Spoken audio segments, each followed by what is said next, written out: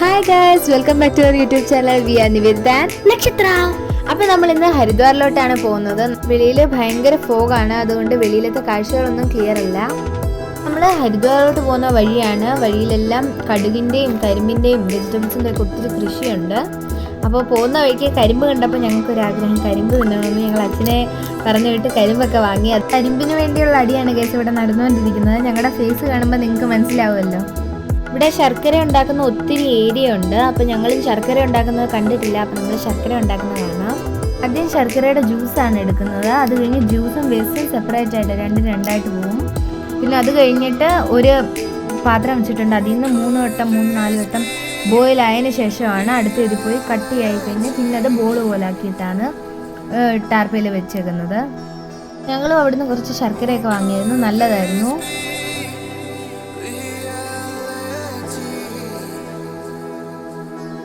ഇവിടെ നിന്ന് ഹരിദ്വാർ എത്താൻ 33 കിലോമീറ്റർ ആണ്. സ്ട്രെയിറ്റ് ആണ് പോകേണ്ടത്.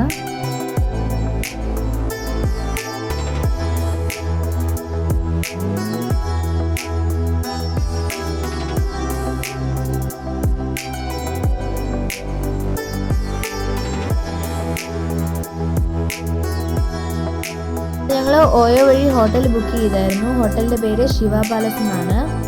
അപ്പോൾ ഇവിടെയാണ് ഞങ്ങൾ റൂം എടുത്തിരുന്നത്.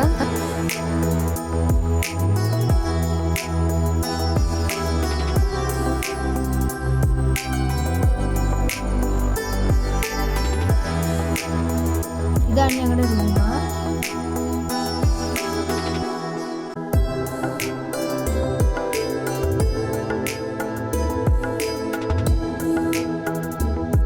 ഒന്ന് ഫ്രഷ് ആയിട്ട് ഞങ്ങൾ ഫുഡ് കഴിക്കാൻ പോവാണ്. അടുത്ത് തന്നെ ഒരു റെസ്റ്റോറൻറ്റ് ഉണ്ടായിരുന്നു. ഞങ്ങളപ്പോൾ അവിടെ പോയി ബട്ടർ റൊട്ടിയും കടായി പനീറും കഴിച്ചു. നല്ല ടേസ്റ്റ് ആയിരുന്നു. അപ്പം നമ്മൾ ഗംഗാ ആരത്തി കാണാൻ ഹരിദ്വാറിൽ എത്തിയിരിക്കുകയാണ് ഗൈസ്. ഗംഗാ ആരത്തിക്ക് വേണ്ടി ഇവിടെ 5 മണിയായപ്പോഴാണ് എത്തിയത്.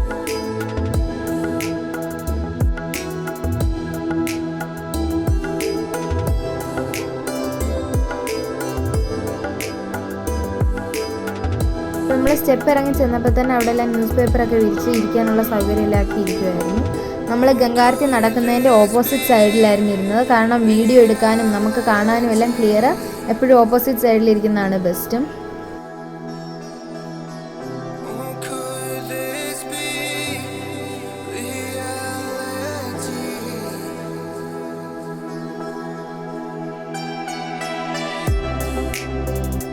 ഗംഗാരത്തി തുടങ്ങുകയാണ്.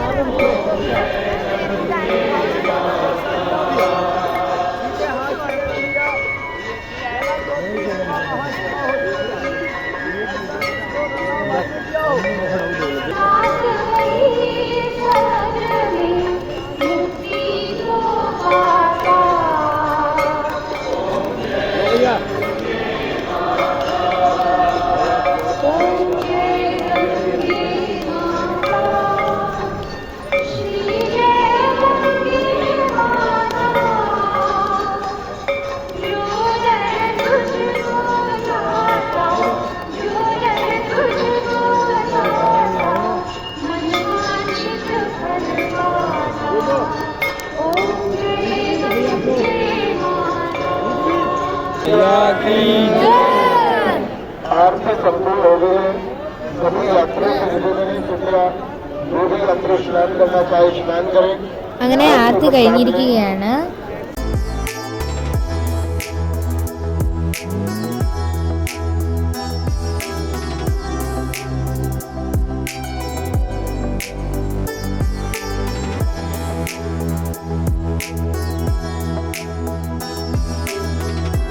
അപ്പോൾ ഇവിടെ ഇലക്കകത്ത് പൂക്കളൊക്കെ വെച്ചിട്ട് ദേവിക്ക് സമർപ്പിക്കാനുള്ള ഇത് കിട്ടും.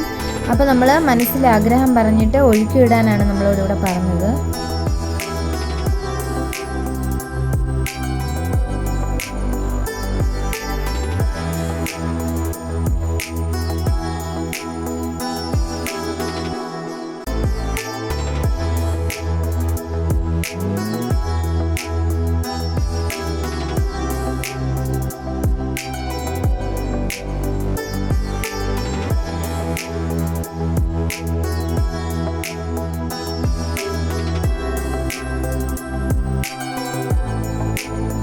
ഇപ്പോൾ ജലത്തിൽ ഒഴുക്കിവിട്ട പൂക്കളുടെ പല സൈസിലുള്ളതാണ് ഈ ഇരിക്കുന്നത്.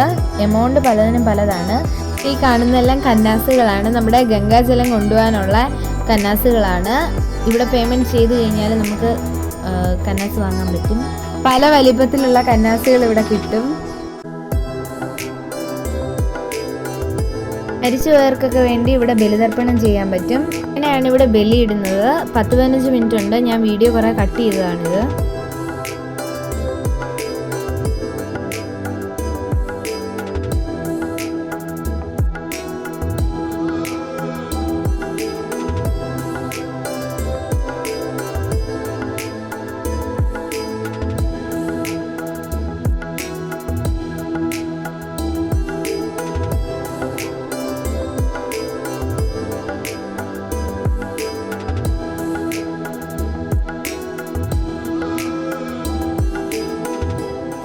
അങ്ങനെ ഞാൻ ഗംഗാ സ്നാനത്തിന് ഇറങ്ങുകയാണ്.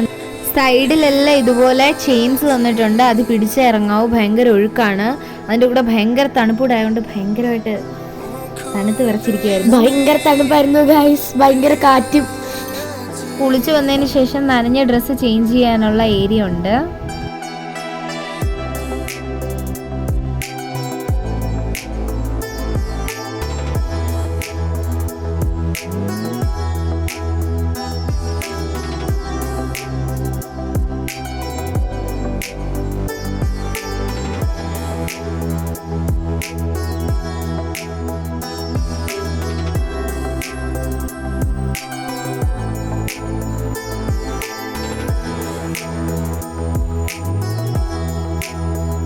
ഇവിടെ കുറി തൊട്ട് തരാൻ ഒത്തിരി ആൾക്കാർ വരും. അങ്ങനെ ഞങ്ങളും കുറിയൊക്കെ തൊട്ടു. രുദ്രാക്ഷത്തിൻ്റെ പല ടൈപ്പ് നമുക്ക് കാണാം. അതുപോലെ ഒത്തിരി കച്ചവടക്കാരൊക്കെ ഉണ്ട്.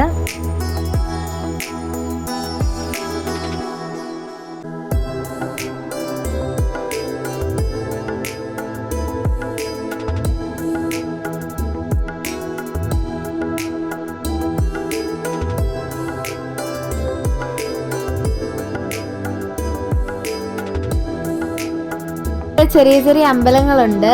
ഹനുമാൻ സ്വാമിയുടെയും ദേവിയുടെ ഒക്കെ. രാവിലെ നമ്മൾ ഇതുവഴിയായിരുന്നു കയറിയത്. ഇവിടെ വെളിയിൽ ഒത്തിരി കച്ചവടക്കാരൊക്കെ ഉണ്ട്.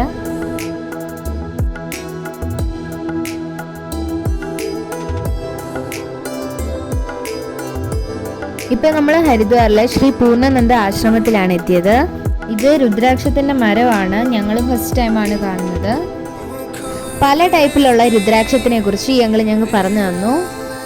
ഇവിടെ ആയിരുന്നു ഞങ്ങൾ വന്നത്. ഇനി ഞങ്ങൾ റോഡിൻ്റെ ഓപ്പോസിറ്റ് സൈഡിലുള്ള ഒത്തിരി അമ്പലങ്ങളുണ്ട്. അങ്ങോട്ടാണ് ഇനി പോകുന്നത്.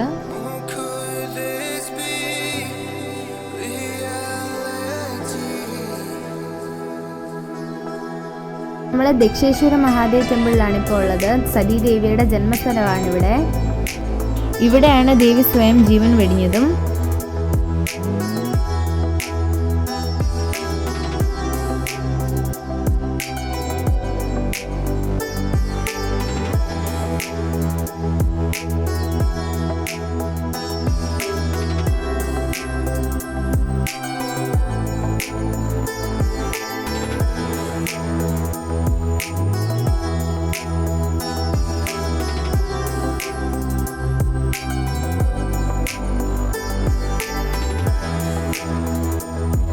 അടുത്തത് നമ്മൾ പോകുന്നത് പൈലറ്റ് ബാബ ആശ്രമിലേക്കാണ്.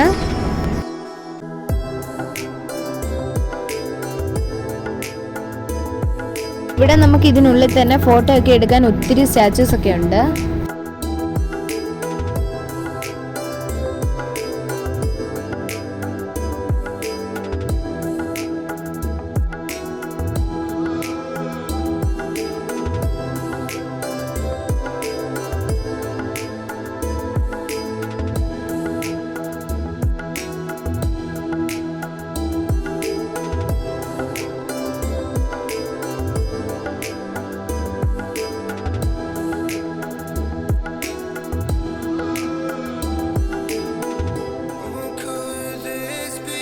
അപ്പോൾ ഞങ്ങൾ ഫോട്ടോ വെളിയിൽ നിന്ന് എടുക്കുന്ന കണ്ടപ്പോഴത്തേക്ക് ഇവിടുത്തെ പൂജാരി പറഞ്ഞാൽ അകത്ത് നിന്ന് ഫോട്ടോ എടുക്കുന്നതിൽ കുഴപ്പമില്ല. അപ്പോൾ ഞങ്ങൾ അകത്ത് നിന്ന് ഫോട്ടോ ഒക്കെ എടുത്തു കുറേ.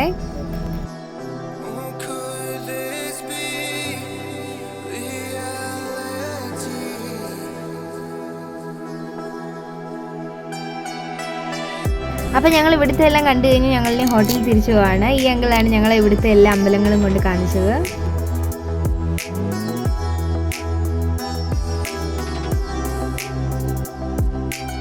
ബ്രേക്ക്ഫാസ്റ്റ് ഒക്കെ കഴിച്ചു കഴിഞ്ഞിട്ട് ഞങ്ങൾ ഋഷികേശിലോട്ട് പോവാണ്. ഞങ്ങളിവിടെ ത്രിവേണി സംഗമാണെന്ന് പറഞ്ഞാണ് വന്നത്. പക്ഷേ ഇവിടെ അല്ലായിരുന്നു, കുറച്ചുകൂടെ ദൂരെയാണ്. ഇവിടെ ഞങ്ങൾ ഒരാളോട് ചോദിച്ചപ്പോൾ പറഞ്ഞത് ദൂരെ 3 നദികൾ ഗംഗ, യമുന, സരസ്വതി ജോയിൻ്റ് ആയിട്ട് പിന്നീട് ഒഴുകി വരുന്നതാണ് ഇവിടെ എന്നാണ് പറഞ്ഞത്. ഇവിടെയും വെളിയിൽ ഒത്തിരി കച്ചവടക്കാരൊക്കെ ഉണ്ട്.